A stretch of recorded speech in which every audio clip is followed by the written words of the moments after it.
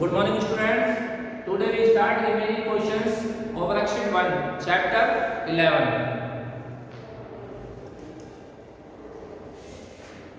देखिए बेटा सेक्शन 1 है, उसके क्वेश्चन रिमेनिंग क्वेश्चंस कर रहे हैं अभी हम। तो इसके अंदर क्वेश्चन कर रहे हैं एक क्वेश्चन नंबर 7। देखिए क्वेश्चन नंबर 7 है, one side of a parallelogram is 3/4 times it's adjacent sides. एक पैरेललोग्राम की एक साइड 3/4 टाइम्स है इसकी एडजेसेंट साइड्स की, ठीक है।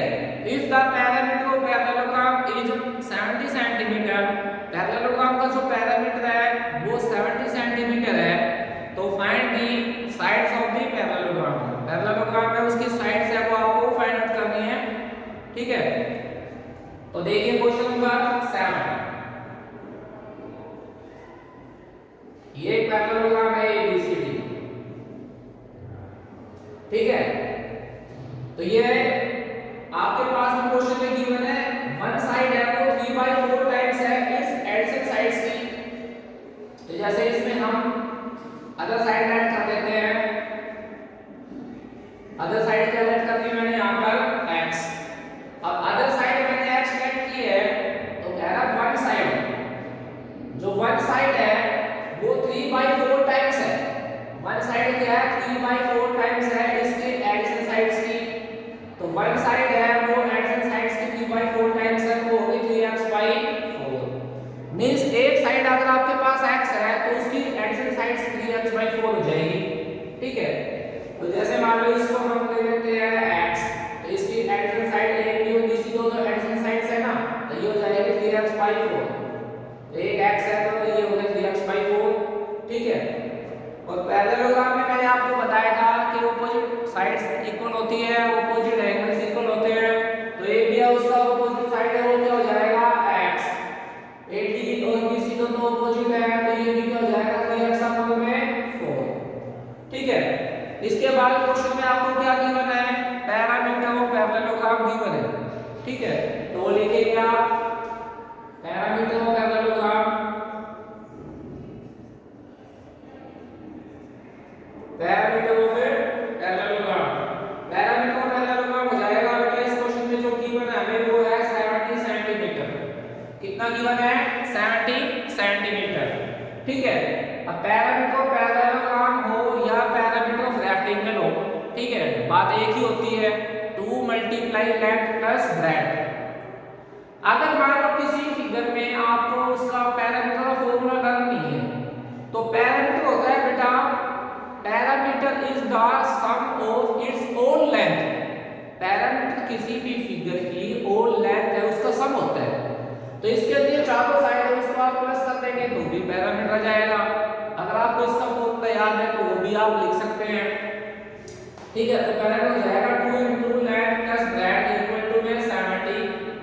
लेंथ बोलिए आपके पास क्या है x, ब्रेड्थ आपके पास में क्या है 3x/4 इक्वल टू में 70, ठीक है। अब क्या कर रहे हैं, अब इसका ये जो ब्रैकेट के अंदर है उसका एलसीएम कर रहे हैं। तो एलसीएम बोलिए क्या आएगा इसका 4, ठीक है। और इसके अपन में 1 कर देते हैं, 4 डिवाइडेड बाय 1 क्या हो जाएगा 4, और 4 × x क्या हो जाएगा 4x, तो 4x प्लस में 3x इक्वल टू क्या है 70, ठीक है। तो ये हो जाएगा 2 × 4x और 3x कितना में 7x/4 इक्वल टू में 70। 2 से कैंसिल कर देंगे तो 7x/2 equal to 70, cross multiply कर देंगे 7x इक्वल टू 2 × 70 और x इक्वल टू 2 × 70/7, ठीक है। बोलिए x इक्वल टू कितना हो जाएगा आपके पास में 14, x इक्वल टू कितना हो जाएगा 14। और AB और DC दोनों कितने कितने हैं, x x है ना, तो AB और DC दोनों कितने कितने हो जाएंगे 14 सेंटीमीटर। दूसरा BC और AD है वो दोनों कितने हैं, तो BC और AD है ये दोनों ऑपोजिट हैं, तो 3 × x की वैल्यू क्या है आपके पास 14/4, ठीक है। तो ये हो जाएगा बेटा कैंसिल करेंगे तो 2 और ये कितना हो जाएगा 7, तो 21/2, तो ये हो जाएगा आपके पास में 10 5, ठीक है ना। 3/4 मल्टीप्लाई x की वैल्यू है 14, सॉरी बेटा 10 to the 20 हो गया, ठीक है। x की वैल्यू कितना होगा 20, x की वैल्यू कितनी है 7 to the 20 हो जाएगी, ठीक है। तो ये हो जाएगा 20 सेंटीमीटर और ये 3/4 मल्टीप्लाई 20 है, तो ये हो जाएगा आपके पास में 3 5 या 15 सेंटीमीटर। तो ये तो आंसर आ गया इसके, ठीक है ना। समझ आ गया, बहुत ही सिंपल क्वेश्चन है। उसके बाद नेक्स्ट क्वेश्चन देखिए, क्वेश्चन नंबर 9। तो क्वेश्चन नंबर 9 में गिवन है one pair of adjacent sides of a parallelogram is in the ratio 3:4. One of the diagonal angle A is a right angle and angle BD is equal to 10 centimeter. तो इस question number 9 है उसका figure हमें question में given है, ठीक है। तो क्वेश्चन नंबर 9 का फिगर गिवन है, तो पहले आप फिगर बना लेते हैं।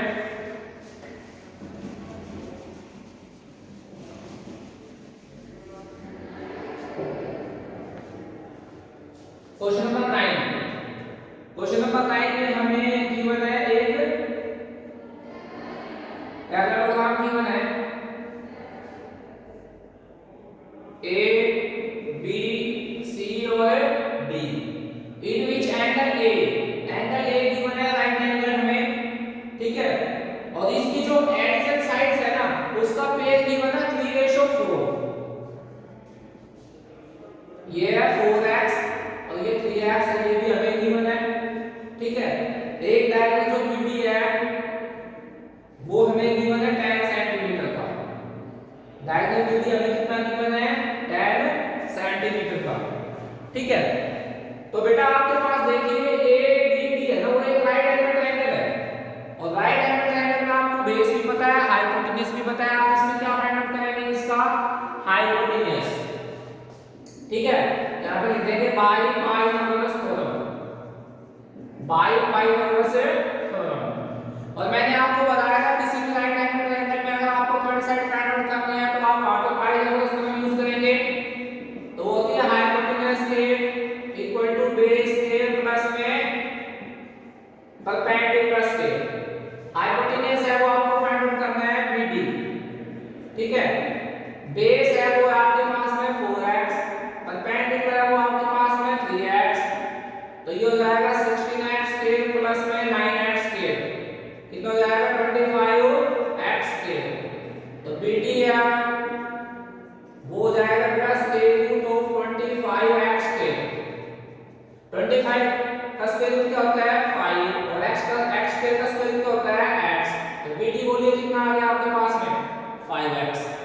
तो बेटा एक BD है वो हमने इसका 5x फाइंड आउट कर दिया और एक BD है वो क्वेश्चन में हमें गिवन है, ठीक है ना।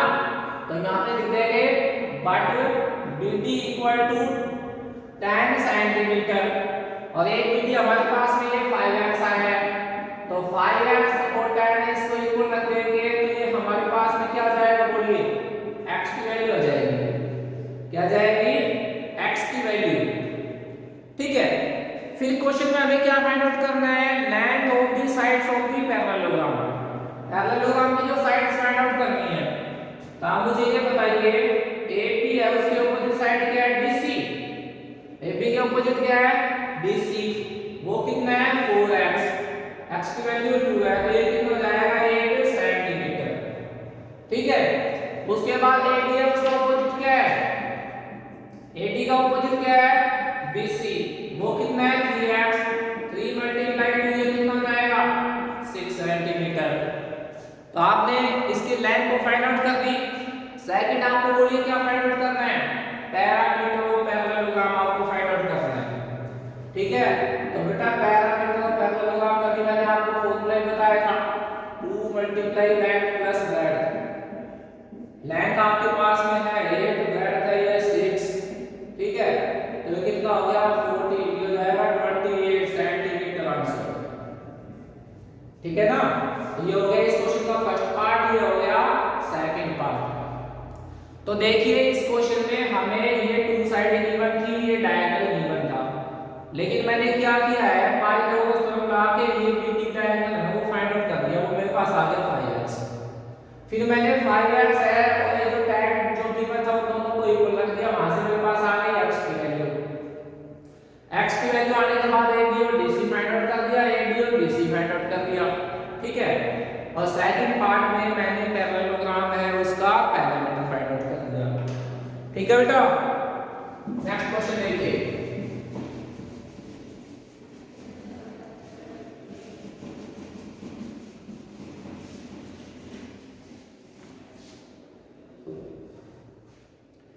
नेक्स्ट क्वेश्चन है आपके पास में question number 10। ABCD is a quadrilateral in which AB equal to CD and AD equal to BC. Show that it is a parallelogram. तो क्वेश्चन नंबर 10 जो है हमारे पास उसमें ABCD एक क्वाड्रिलेटरल गिवन है। ABCD क्या गिवन है हमें, एक क्वाड्रिलेटरल गिवन है जिसमें AB है वो CD के इक्वल है, AD है वो BC के इक्वल है, ठीक है।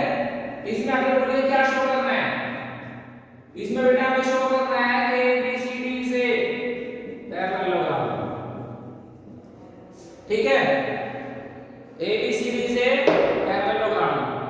तो देखो बेटा मैं आपको एक बात बता देता हूं, किसी भी क्वाड्रिलेटरल को अगर आपको पैरेललोग्राम प्रूव करना है ना तो आपको क्या करना पड़ेगा, या तो उसके ऑपोजिट साइड का वन पेयर है ना वो इक्वल एंड पैरेलल प्रूव करना पड़ेगा, या फिर उसके ऑपोजिट साइड के दोनों पेयर पैरेलल करने पड़ेंगे, ठीक है। अब हमें ABCD पैरेललोग्राम प्रूव करना है तो मैं इसमें एक डायरेक्ट ड्रॉ कर देता हूं AC, ठीक है। अब मेरे पास में दो ट्रायंगल हो गई, ठीक है ना, ये दो ट्रायंगल हो गई। अब मैं क्या करूंगा, इन दोनों ट्रायंगल को सबसे पहले कोनग्रेंट प्रूव करूंगा। क्या करूंगा मैं, इन दोनों ट्रायंगल्स को कोनग्रेंट। तो आपको मैं एक चीज बताने चाह रहा हूं सबसे पहले यहाँ पे कि टू ट्रायंगल्स को अगर आपको कोनग्रेंट प्रूव करना है ना तो आपको क्या करना पड़ेगा, वहां पर उसके 3 मैचिंग पार्ट्स है वो इक्वल करने पड़ेंगे, ठीक है। तो मैं आपको यहां पर लिख देता हूं कंडीशन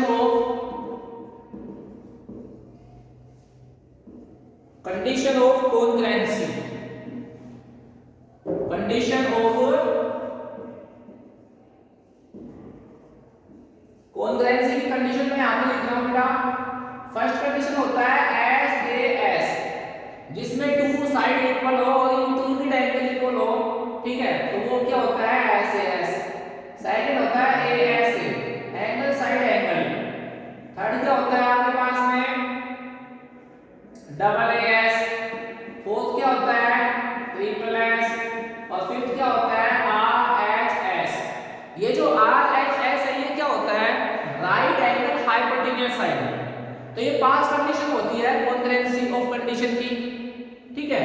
इनमें पांचों में से कोई भी एक कंडीशन से आप टू ट्रायंगल से उसको कोनग्रेंट कर सकते हैं। तो मेरे पास में ये दो ट्रायंगल है, कौन कौन से ट्रायंगल है मेरे पास में, एक तो ट्रायंगल है ABC और सेकंड ट्रायंगल है मेरे पास में CDA। सेकंड ट्रायंगल मेरे पास में क्या है CDA। ABC और CDA इन दो ट्रायंगल को मैं कोनग्रेंट प्रूव करने करूंगा पहले। तो बताइए इस वाले में क्या है AB, इस वाले ट्रायंगल में AB साइड आ रही है और इसमें क्या आ रही है CD। ये दोनों साइड क्या है इक्वल गिवन है ना, हमें यहां पे लिख देंगे गिवन, ये गिवन इक्वल है। सेकंड में इसमें BC आ रहा है, इसमें D आ रहा है, ये भी हमें गिवन है। BC किसके है DA के, ठीक है ना, BC किसके है DA के, ये भी क्या हो गया गिवन।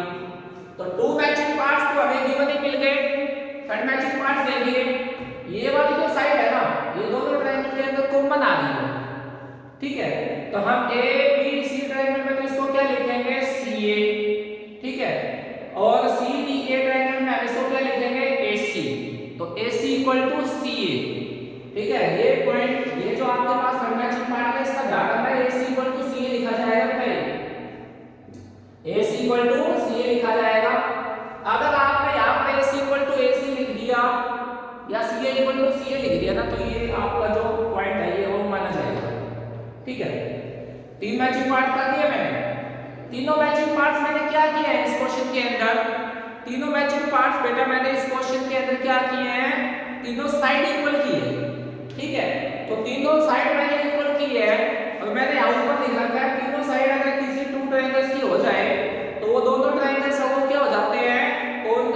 जाते हैं। ठीक है, अब ये दोनों ट्रायंगल्स क्या हो गए, कॉन्ग्रुएंट हो गए। ठीक है ना, ये दोनों ट्रायंगल्स क्या हो गए, कॉन्ग्रुएंट।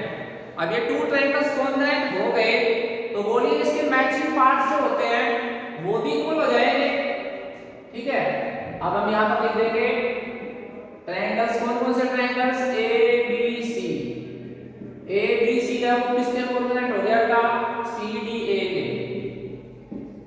और इसकी जो कंडीशन है वो क्या रहेगी, साइड साइड साइड। हमने तीनों साइड इक्वल की इसमें। ठीक है, और जब कोई भी टू ट्रायंगल कॉन्ग्रुएंट हो जाए तो उसके कोरस्पॉन्डिंग पार्ट्स भी इक्वल होते हैं। ठीक है, इस एंगल को ऐड कर देते हैं 1, इसको ऐड कर देते हैं 2, इसको ऐड कर देते हैं 3, इसको ऐड कर देते हैं 4। तो आप मुझे बताइए 1 किसके इक्वल हो गया, 1 किसके इक्वल हो गया बेटा, 2 के। 1 किसके इक्वल हो गया, 2 के। इसका रीजन क्या आएगा, सीपीसीटी। ये सीपीसीटी के अकॉर्डिंग है, वो इक्वल हो गए। ठीक है, और आप मुझे ये बता दीजिए कि आप ये एंगल 1 और 2 दोनों इक्वल है। ठीक है, अब ये है किस टाइप के, अल्टरनेट इंटीरियर एंगल्स। तो यहां पे आप लिख देंगे सिंस वन पेयर ऑफ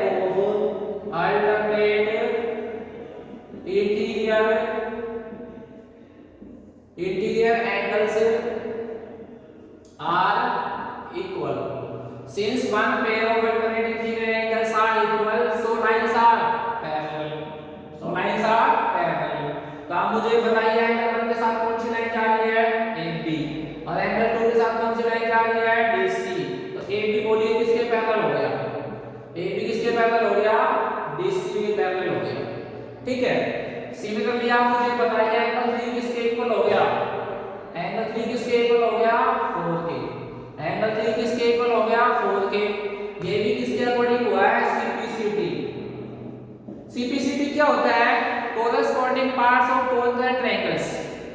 अगर टू ट्रायंगल्स कॉन्ग्रुएंट हो जाएं तो उनके corresponding parts means corresponding angles और कोरस्पॉन्डिंग साइड्स वो क्या हो जाते हैं, इक्वल हो जाते हैं। सिमिलरली यहां पर भी हम लिख देंगे since one pair of alternate interior angles are equal, so lines are parallel. बताओ बेटा एंगल 3 के साथ कौन सी लाइन जा रही है, BC, और एंगल 4 के साथ कौन सी लाइन जा रही है, AD। तो BC बोलिए किसके पैरेलल हो गया, BC किसके पैरेलल हो गया, AD के। तो एक तो ये आपने लाइन पैरेलल की है, ये पैरेलल की है, ये इसके पैरेलल कर दिया, ये इसके पैरेलल कर दिया। ऑपोजिट साइड्स के दोनों पेयर आपने पैरेलल कर दिए तो वो क्वाड्रिलेटरल है, वो क्या हो जाएगा, पैरेललोग्राम। तो आप नीचे लिख देंगे फॉर ABCD से पैरेललोग्राम। ठीक है बेटा, ABCD से पैरेललोग्राम यही आपको शो करना था। सबसे पहले मैंने क्या किया, दो ट्रायंगल बनाई, इन दोनों ट्रायंगल को मैंने एस एस एस से कॉन्ग्रुएंट कर दिया। फिर 1 2 के इक्वल है, 3 4 के इक्वल है, 1 2 के इक्वल है तो अल्टरनेट ट्रायंगल का एक पेयर पैरेलल हो गया, इक्वल हो गया, तो ये इसके पैरेलल हो गया, ये इसके पैरेलल हो गया। किसी भी क्वाड्रिलेटरल में अगर ऑपोजिट साइड के दोनों पेयर पैरेलल हो जाएं तो वो क्या हो जाता है, पैरेललोग्राम। ठीक है, एक क्वेश्चन और देखिए इसका।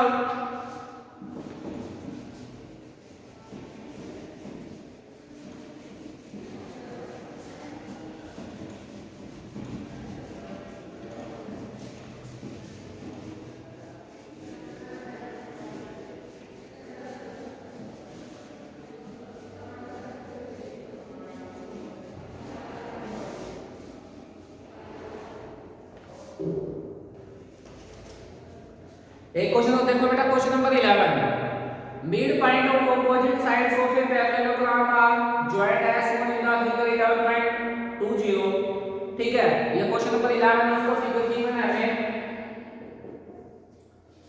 ये ABCD है वो क्या गिवन है हमें, बोलिए ABCD है वो एक पैरेललोग्राम गिवन है हमें। ठीक है,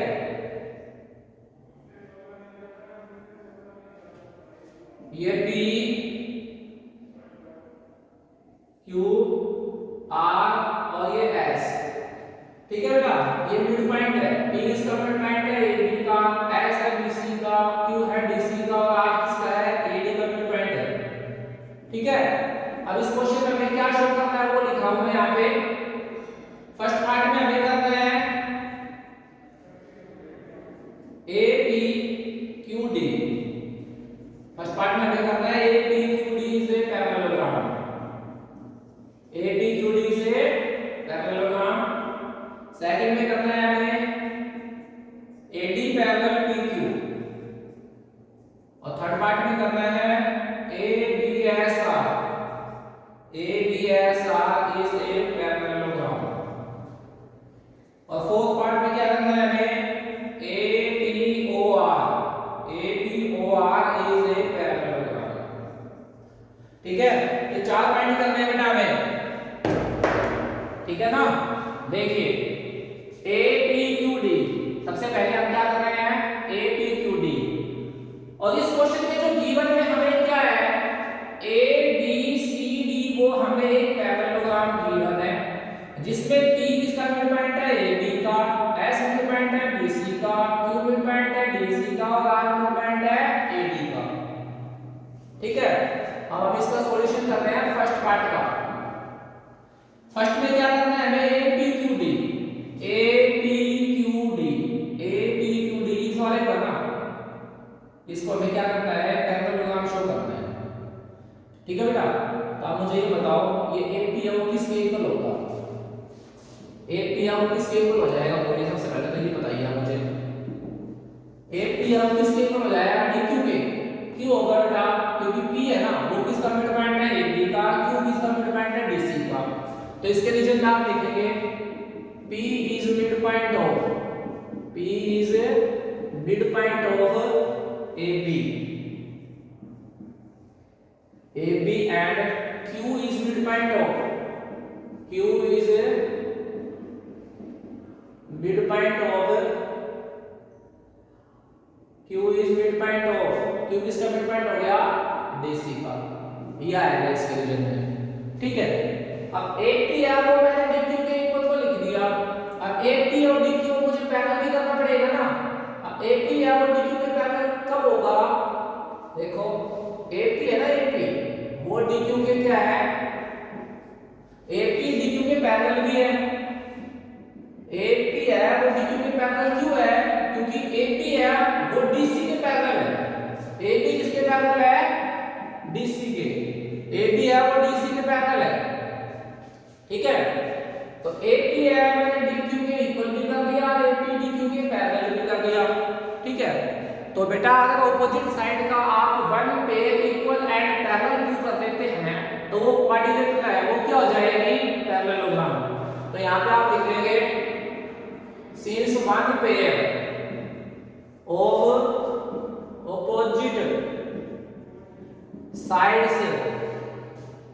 opposite sides are equal and parallel, ठीक है। तो then APQD is a parallelogram, APQD है वो क्या हो गया पैरेललोग्राम, समझ गए। सेकंड पार्ट देखिए AD पैरेलल PQ, ये जो AD है ना वो PQ के पैरेलल करना है बेटा। अभी हमने फर्स्ट पार्ट में APQD उसको पैरेललोग्राम प्रूव किया है, तो किसी भी पैरेललोग्राम में ऑपोजिट साइड से वो इक्वल एंड पैरेलल होती है। तो इसके सेकंड पार्ट में हम क्या लिखेंगे AD पैरेलल PQ, AD है वो किसके हो जाएगा पैरेलल हो जाएगा PQ के। इसके रीजन में हम क्या लिखेंगे because APQD is a parallelogram, ठीक है। प्रूव्ड अबाउट ये चीज मैंने ऊपर प्रूव की है, इस वजह से मैंने इसको लिखा है। थर्ड पार्ट देखिए ABSR, अब ABSR उसको पैरेललोग्राम प्रूव करना है मुझे।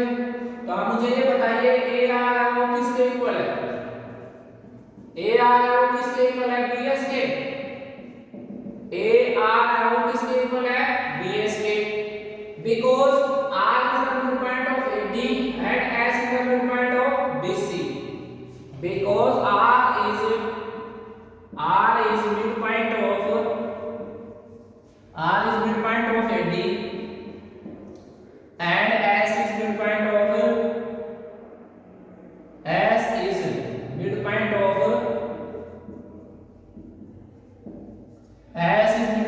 BS। ठीक है, हो गया। सिमिलरली AR वोल्टेज किसके पैरेलल है? AR है वो किसके पैरेलल है? BS के। AR है वो BS के पैरेलल है। क्यों है पैरेलल? क्योंकि AD जो है ना, AD वो किसके पैरेलल है? AD इसके पैरेलल है BC के। AD पैरेलल है BC। AD पैरेलल किसके है? BC के। तो यहाँ पर जो हो जाएगा बेटा ऑपोजिट साइड का वन पेयर इक्विवेलेंट पैरेलल हो गया। तो ये भी क्या हो जाएगा? बोलिए थर्ड पार्ट में ABSR इज ए पैरेलल होगा। तीन पार्ट हो गए इसके, ठीक है। फोर्थ पार्ट देखिए, फोर्थ पार्ट में है APOR AP, ये O है बीच में, APOR इसको पैरेलल काम क्यों करना है? तो आप मुझे बताइए AP है वो किसके इक्वल है? ठीक है, AP है वो किसके इक्वल है? RO के। AP किसके इक्वल है? RO के। Because P is the midpoint of AP and O is the midpoint of RS. P is midpoint of AP and O is midpoint